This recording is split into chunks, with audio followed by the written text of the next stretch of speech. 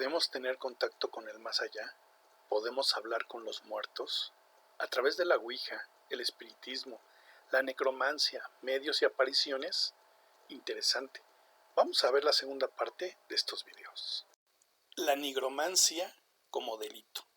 La Iglesia Católica consideró la invocación de los muertos equivalente a la de los demonios, en el contexto más amplio de la magia negra. La prohibición de llevarla a cabo, vigente hasta nuestros días, era parte del combate al paganismo que ponía en riesgo la hegemonía de una institución que buscaba incrementar su poder. Sin embargo, aunque condenaba la búsqueda voluntaria de contacto con los muertos, no negaba la posibilidad de que se produjera una comunicación espontánea en ellos mediante visiones o sueños. Por ejemplo, en el Antiguo Egipto existe una larga polémica sobre si los habitantes del Antiguo Egipto, creadores de una compleja religión plenamente convencida de la vida ultraterrena, buscaba establecer contacto con los muertos. En la etapa comprendida entre 2700 y 2200 a.C., asegura que en los tiempos de Ramsés III, quien gobernaba de 1184 a 1153 a.C., la consulta a los difuntos que había pertenecido a la realeza ya era común y que el propio Estado patrocinaba esos oráculos por tener un supuesto beneficio público. Incluso se solía invocar a los espíritus de animales y mascotas muertos. ¿Qué tal?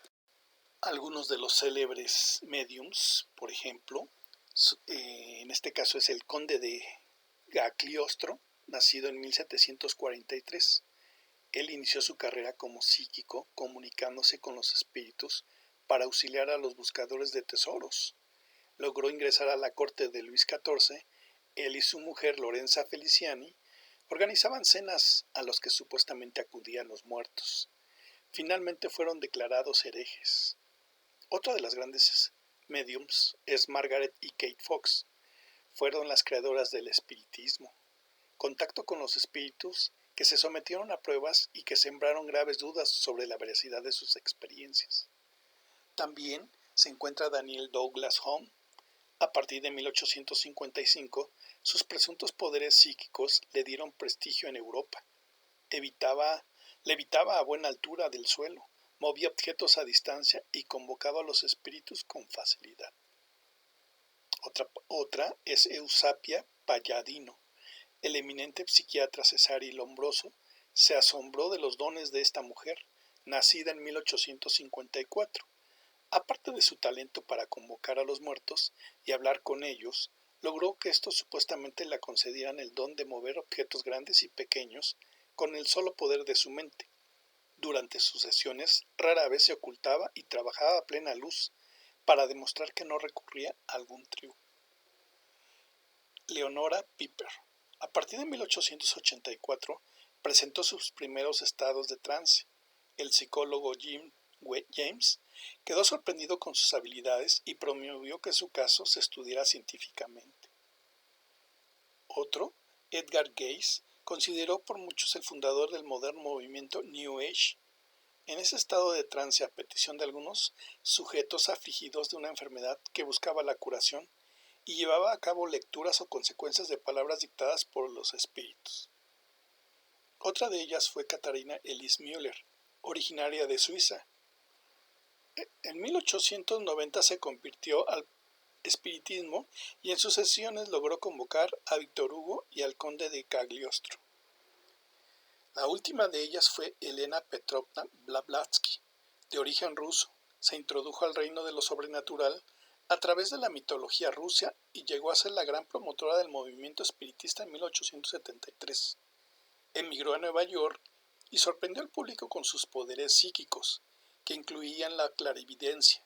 Fundó la Sociedad Teosófica y en la última etapa de su vida se familiarizó con las creencias del hinduismo. ¿Qué les parece? Si la información es de tu agrado, por favor comparte y suscríbete a la página Salvengo en Facebook y al canal Salvengo en YouTube. Muchas gracias y continuamos. Una de las leyendas fantásticas es la leyenda del Dr. Fausto. Él sabía que entregaba su alma al diablo. Cambió de poder y conocimiento que está basado en un personaje que tal vez sí existió. Su caracterización más completa procede de las obras literarias de Christopher Marlowe de 1564 a 1593 y Johann Wolfgang von Goethe de 1749 a 1832.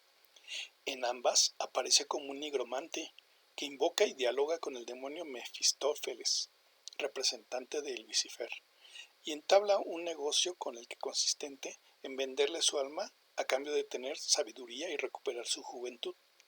La invocación se lleva a cabo dentro de un ritual en el que Fausto revoca su bautismo. En ambas versiones, su pacto tendrá consecuencias trágicas para él mismo y su entorno. ¿Cómo ves? Bueno, algún entretenimiento que actualmente se vende en algunas jugueterías y se vende como si fuera algo común y que empezó desde la película del Exorcista en 1963 y que ha adquirido terroríficas como vehículo de comunicación con los muertos y los demonios es la Ouija.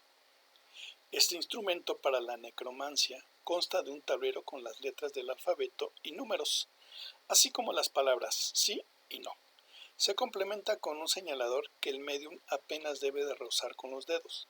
Una vez que se hace la consulta, la supuesta energía transmitida por el nigromante a través de sus manos provoca que el señalador se mueva sobre el tablero para ir formando la palabra y la respuesta.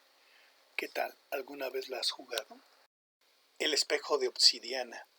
En el Museo Británico se observa una curiosa pieza procedente de México, Tenochtitlan.